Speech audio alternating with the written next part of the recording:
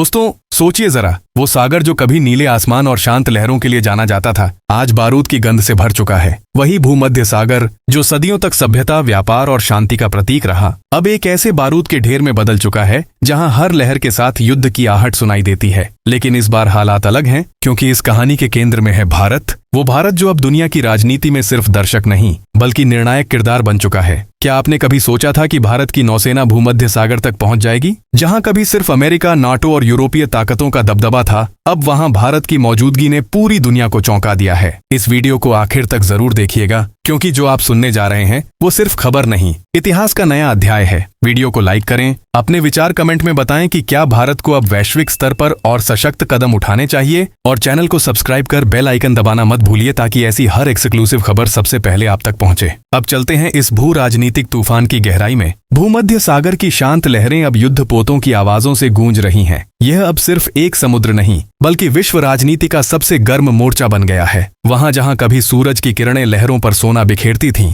अब वही जल युद्ध के धुएं से ढका हुआ है। और इस पूरे तूफान के बीच भारत ने जो कदम उठाया है, उसने नाटो के गलियारों में हलचल मचा दी है। कुछ समय पहले तक तुर्की इस इलाके को अपना निजी क्षेत्र मानता था। उसकी सोच थी कि भूमध्य सागर में सिर्फ वही हावी रहेगा। उसने भारत की हर समुद्री गतिविधि पर सवाल उठाए और खुलेआम कहा कि यहाँ भारत की कोई जगह नहीं है। लेकिन वक्त ने करवट ली और अब वही तुर्की अपने ही बनाए जाल में उलझ चुका है। भारत ने शुरू से साफ कहा था कि समुद्र किसी एक देश की जागीर नहीं हो सकता, लेकिन तुर्की ने इस चेतावनी को हल्के में लिया। और जब हालात बदले तो पूरी दुनिया की नजरें भूमध्य सागर की तरफ टिक गईं। तभी अचानक मंच पर एंट्री हुई नाटो की, वह गठबंधन जो अमेरिका, ब्रिटेन, फ्रांस और जर्मनी जैसे शक्तिशाली देशों से बना है। पिछले कुछ दिनों में नाटो ने जिस तेजी से अपनी सेनाएं इस क्षेत्र में भेजी हैं, उसने पूरे समुद्री क्षेत्र की तस्वीर बदल दी है। विश्वसनीय सूत्रों के अनुसार 150 से अधिक युद्धपोत अब भूमध्य सागर की लहरों पर तैनात हैं। इसके साथ ही नाटो ने जिब्राल्टर जलसंधि और स्वेज नहर जैसे रणनीतिक मार्गों पर नियंत्रण जमाना शुरू कर दिया है। दोस्तों, ये वही रास्ते हैं जिनसे होकर विश्व व्यापार का लगभग 60% हिस्सा गुजरता है। अगर ये रास्ते बंद हो गए तो पूरी वैश्विक अर्थव्यवस्था एक झटके में हिल सकती है। यही वजह है कि भारत ने इसे सिर्फ सैन्य मामला नहीं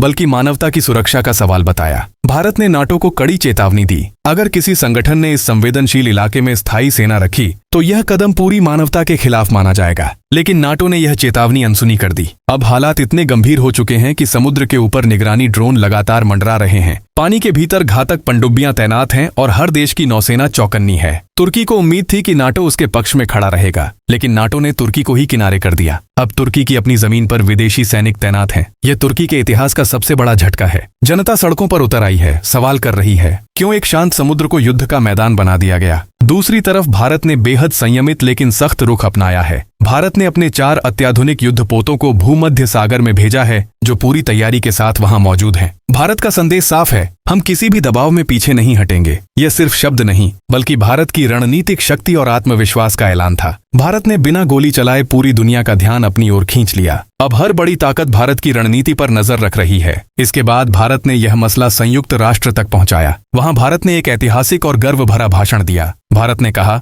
अगर किसी भी देश को भूमध्य सागर पर कब्जा करने की अनुमति दी गई तो यह विश्व शांति के लिए सबसे बड़ा खतरा होगा। भारत के इस दृढ़ कदम का असर तुरंत दिखा। रूस ने कहा कि अगर जरूरत पड़ी तो वह भारत के साथ खड़ा रहेगा। इजराइल ने भारत की स्थिति को न्याय संगत बताया और यहाँ तक कि जापान और चीन ने भी भारत के पक्ष को तार्किक माना। ये वही क्षण था जब दुनिया ने महसूस किया कि भारत अब एक उभरती शक्ति नहीं बल्कि एक निर्णायक ताकत बन चुका है। अब अंतर्राष्ट्रीय मंचों पर भारत की आवाज पहले से कहीं ज्यादा गूंज रही है। अमेरिका और नाटो देशों के लिए यह स्थिति असहज है, क्योंकि जो भारत पहले शांतिप्रिय देश कहा जाता था, वही अब संतुलित शक्ति का चेहरा बन गया है। भारत की नौसेना अब सिर्फ हिंद महासागर तक सीमित नहीं रही, वह लाल सागर से गुजरते हुए भूमध्य सागर तक पहुंच चुकी है। और यह संदेश पूरी दुनिया के लिए स्पष्ट है कि भारत अपने हितों की रक्षा के लिए किसी भी सीमा तक जा सकता है। आज जब समुद्र के ऊपर नाटो के जंगी विमान उड़ रहे हैं और नीचे भारत के युद्धपोत खड़े हैं, तो यह सिर्फ 2 शक्तियों का सामना नहीं बल्कि 2 सोचों का टकराव है। एक सोच जो दुनिया को बांटना चाहती है और दूसरी जो पूरी मानवता की आजादी के लिए खड़ी है। भारत ने इस पूरे घटनाक्रम में यह दिखा दिया है कि ताकत केवल हथियारों में नहीं बल्कि सही वक्त पर लिए गए बुद्धिमत्तापूर्ण फैसलों में होती है। दोस्तों, जहां हमने छोड़ा था वहीं से कहानी अब और ज्यादा रोमांचक मोड़ लेती है। भूमध्य सागर की लहरों के बीच अब सिर्फ लहरों की आवाज नहीं बल्कि जंगी जहाजों के इंजनों की गड़गड़ाहट गूंज रही है। आसमान में जासूसी विमान, समुद्र के नीचे पनडुब्बियां और ऊपर सतह पर तैयार खड़े युद्धपोत, पूरी दुनिया जैसे एक नई जंग की दहलीज पर खड़ी है। लेकिन इस तनाव के बीच भारत की रणनीति ने सबको चौंका दिया है। भारत ने इस संकट को संभालने में जो परिपक्वता दिखाई, उसने नाटो और अमेरिका दोनों को सोचने पर मजबूर कर दिया। भारत ने न तो भावनाओं में बहकर कोई उग्र कदम उठाया और न ही किसी दबाव में झुका। उसने एक ऐसा रुख अपनाया जिसने दुनिया को दिखा दिया कि नई सदी की राजनीति अब पुराने ताकतवर देशों के इशारों पर नहीं चलेगी। भारत ने एक के बाद एक रणनीतिक कदम उठाए। सबसे पहले उसने अपने युद्धपोतों की स्थिति को स्थिर रखा और किसी भी प्रकार की भड़काऊ कार्रवाई से बचा। यह कदम नाटो के लिए अप्रत्याशित था क्योंकि उन्हें उम्मीद थी कि भारत जल्द ही प्रतिक्रिया देगा। लेकिन भारत ने संयम से खेल खेला और यही उसकी सबसे बड़ी जीत साबित हुई। फिर भारत ने अपने राजनयिक मिशन को सक्रिय किया। संयुक्त राष्ट्र से लेकर G20 तक हर मंच पर भारत की आवाज गूंजने लगी। भारत ने यह साफ संदेश दिया कि अगर कोई संगठन या देश समुद्र को अपनी निजी संपत्ति समझता है तो यह पूरी मानवता के खिलाफ अपराध है। भारत की इस बात ने कई देशों के दिलों को छू लिया। फ्रांस और जर्मनी जैसे देश जो पहले नाटो की लाइन पर चल रहे थे,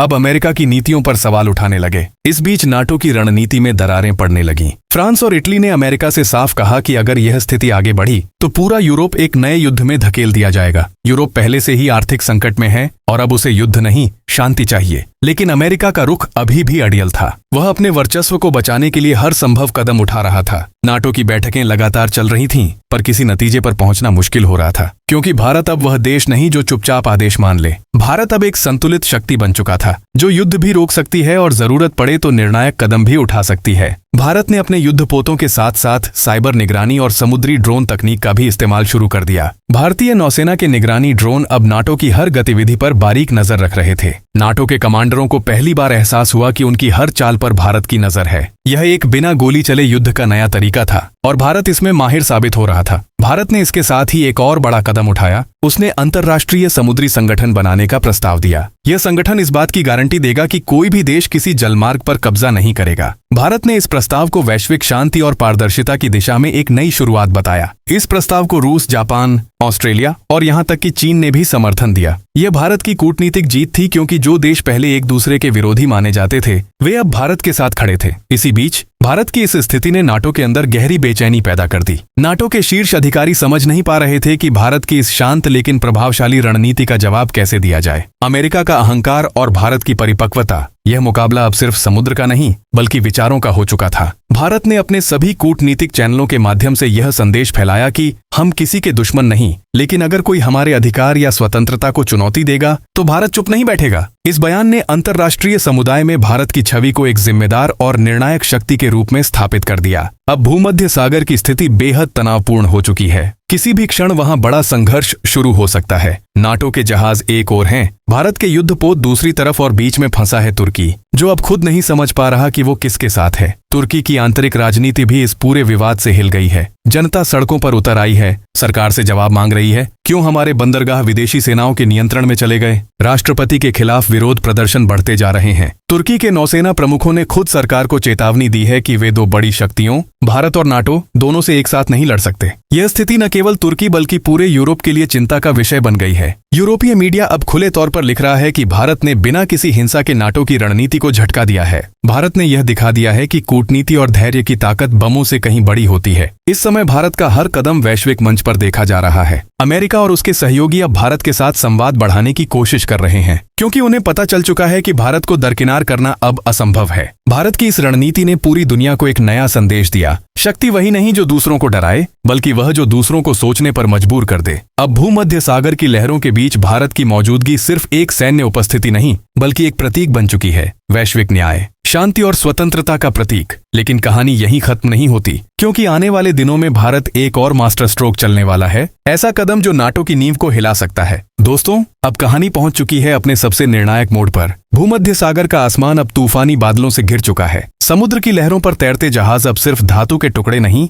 बल्कि पूरी दुनिया की राजनीति का प्रतीक बन चुके हैं। और इस पूरे भू राजनीतिक तूफान के बीच भारत ने वो कदम उठाया जिसने न केवल नाटो को हिलाया, बल्कि पूरी दुनिया को यह सोचने पर मजबूर कर दिया कि अब शक्ति का नया केंद्र कहाँ है। जहां नाटो और अमेरिका ने अपने जंगी जहाजों और हथियारों के दम पर डर फैलाने की कोशिश की, वहीं भारत ने रणनीति, संयम और विवेक से खेल पलट दिया। भारत जानता था कि यह सिर्फ समुद्र का नहीं बल्कि विचारों का युद्ध है। कौन मानवता की रक्षा करेगा और कौन अपने स्वार्थ के लिए दुनिया को संकट में डालेगा। भारत ने नाटो की हर चाल को शांत दिमाग से पढ़ा और जवाब दिया, लेकिन गोली या मिसाइल से नहीं बल्कि कूटनीति और दूरदर्शिता से। उसने यह दिखा दिया कि बुद्धि की शक्ति हथियारों से कहीं ज्यादा प्रभावशाली होती है। भारत ने सबसे पहले तटवर्ती छोटे देशों को अपने पक्ष में किया, वे देश जो नाटो की शक्तियों के बीच दबे हुए थे। भारत ने उनसे कहा कि समुद्र किसी की संपत्ति नहीं, यह सबका साझा अधिकार है। यह बात उन देशों के दिल में उतर गई। धीरे धीरे ग्रीस, साइप्रस, लेबनान और यहाँ तक कि मिस्र जैसे देश भारत के समर्थन में खड़े हो गए। संयुक्त राष्ट्र में भारत के प्रस्ताव पर अब दर्जनों देशों ने खुलकर समर्थन जताया। भारत ने यह प्रस्ताव रखा कि एक वैश्विक समुद्री समझौता बने जिसमें यह तय हो कि कोई भी देश किसी जलमार्ग पर स्थायी सैन्य ठिकाना नहीं बना सकेगा। इस प्रस्ताव ने नाटो के अंदर हड़कंप मचा दिया। अब पहली बार अमेरिका के भीतर भी मतभेद उभरने लगे। फ्रांस और जर्मनी ने कहा कि भारत की बात सही है, अगर भूमध्य सागर पर कब्जा हुआ तो पूरी दुनिया में असंतुलन फैल जाएगा। नाटो के भीतर यह बहस बढ़ने लगी कि क्या भारत को अनदेखा करना अब संभव भी है। इधर भारत ने एक और बड़ा मास्टर स्ट्रोक चला। उसने अपने युद्धपोतों के साथ साइबर निगरानी मिशन शुरू किया। भारतीय ड्रोन और पनडुब्बियां नाटो के हर मूवमेंट पर नजर रख रही थीं। अमेरिकी पेंटागन में बैठे अधिकारियों को यह एहसास होने लगा कि उनकी हर गतिविधि भारत के रडार पर है। यह भारत का साइलेंट वॉर था, बिना युद्ध के भी पूरी रणनीति पर कब्जा जमाने का। भारत के रक्षा प्रमुखों ने साफ बयान दिया, अगर किसी ने हमारे युद्धपोतों के पास आने की कोशिश की तो जवाब इतनी तीव्रता से दिया जाएगा कि इतिहास याद रखेगा। यह बयान पूरी दुनिया में सुर्खियां बन गया। भारत अब सिर्फ कूटनीतिक नहीं बल्कि मानसिक रूप से भी नाटो के सामने खड़ा था। इसी दौरान रूस ने भूमध्य सागर के पूर्वी हिस्से में अचानक सैन्य अभ्यास शुरू कर दिया। यह नाटो के लिए सीधी चेतावनी थी। चीन ने भी भारत के पक्ष में बयान दिया और कहा कि समुद्री स्वतंत्रता और अंतर्राष्ट्रीय कानून का सम्मान ही विश्व शांति की कुंजी है। यानी अब खेल पूरी तरह पलट चुका था। भारत अकेला नहीं था बल्कि कई वैश्विक शक्तियां उसके साथ खड़ी थीं। तुर्की की हालत अब बेहद खराब हो चुकी थी। जनता ने अपनी सरकार के खिलाफ विद्रोह शुरू कर दिया था। प्रदर्शनकारी सड़कों पर नारे लगा रहे थे, हमारा देश किसी के युद्ध का मैदान नहीं बनेगा। राष्ट्रपति एर्दोगन के खिलाफ विरोध इतना बढ़ गया कि उन्हें आपातकाल की घोषणा करनी पड़ी, लेकिन हालात हाथ से निकल चुके थे। तुर्की अब नाटो और भारत दोनों के बीच फंसा हुआ एक मोहरा बन चुका था। दूसरी ओर भारत के अंदर यह गर्व की लहर दौड़ गई थी। लोग सोशल मीडिया पर कहने लगे, यह नया भारत है जो अब किसी से डरता नहीं। भारतीय नौसेना के सैनिक भूमध्य सागर में डटे रहे और उनके पीछे खड़ा था 1 अरब से ज्यादा लोगों का विश्वास। अब नाटो के पास विकल्प बहुत सीमित थे। युद्ध की स्थिति में जाने का मतलब था तीसरे विश्व युद्ध की शुरुआत, और अगर पीछे हटते तो पूरी दुनिया के सामने उनकी साख खत्म हो जाती। भारत ने इसी मनोवैज्ञानिक स्थिति का फायदा उठाया। उसने एक प्रेस कॉन्फ्रेंस में कहा, हम युद्ध नहीं चाहते, लेकिन अगर हमारी सीमाएं या स्वतंत्रता को कोई चुनौती देगा तो भारत चुप नहीं रहेगा। यह बयान न केवल संयमित था बल्कि उसमें दृढ़ता की गूंज थी। भारत ने यह भी स्पष्ट किया कि उसकी रणनीति सिर्फ सुरक्षा की नहीं बल्कि वैश्विक समृद्धि की है। अगर जिब्राल्टर और स्वेज नहर पर नाकाबंदी हुई तो पूरी दुनिया की अर्थव्यवस्था गिर जाएगी। भारत ने इस तर्क को अंतर्राष्ट्रीय मंचों पर बार बार उठाया और यही बात नाटो देशों पर दबाव बन गई। आर्थिक संस्थानों जैसे अंतर्राष्ट्रीय मुद्रा कोष और विश्व व्यापार संगठन ने भी भारत की बात का समर्थन किया। उन्होंने चेतावनी दी कि अगर समुद्री व्यापार बाधित हुआ तो दुनिया को $2 ट्रिलियन से अधिक का नुकसान होगा। यही आर्थिक डर नाटो के लिए सबसे बड़ा झटका साबित हुआ। आखिरकार नाटो देशों ने अपने जहाजों को धीरे धीरे वापस बुलाना शुरू किया। नाटो का आधिकारिक बयान आया कि हम स्थिति का पुनर्मूल्यांकन कर रहे हैं। यानी भारत ने बिना एक भी गोली चलाए नाटो जैसी महाशक्ति को झुकने पर मजबूर कर दिया। आज भारत ने साबित कर दिया कि अगर इरादा साफ हो तो शक्ति समुद्र की गहराइयों से भी ऊपर उठ सकती है। यह वही भारत है जो कभी गुटनिरपेक्ष आंदोलन का प्रतीक था और अब वैश्विक संतुलन की धुरी बन चुका है। दुनिया भर के अखबारों की हेडलाइनों में एक ही लाइन थी, भारत ने भूमध्य सागर में इतिहास लिखा, नाटो को पीछे हटना पड़ा। अब भारत सिर्फ दक्षिण एशिया की ताकत नहीं रहा बल्कि एक ऐसी शक्ति बन गया है जो बिना युद्ध के भी युद्ध जीत सकती है। और दोस्तों, सवाल अब आपसे है, क्या आपको लगता है कि भारत को अपनी नौसैनिक ताकत को और बढ़ाना चाहिए? क्या भारत को अब उस अंतर्राष्ट्रीय समुद्री संगठन का नेतृत्व करना चाहिए जिसकी बात उसने संयुक्त राष्ट्र में की थी? अपने विचार नीचे कमेंट में जरूर बताइए। और अगर इस कहानी ने आपको गर्व से भर दिया है तो जय हिंद लिखकर भारत की इस ऐतिहासिक जीत का हिस्सा बनिए। वीडियो को लाइक करें, चैनल को सब्सक्राइब करें और बेल आइकन जरूर दबाएं ताकि भारत की हर ऐतिहासिक चाल की जानकारी सबसे पहले आप तक पहुंचे। क्योंकि दोस्तों, इतिहास गवाह है, जब जब किसी ने भारत को झुकाने की कोशिश की है तब तब भारत ने बिना हथियार उठाए दुनिया को झुका दिया है।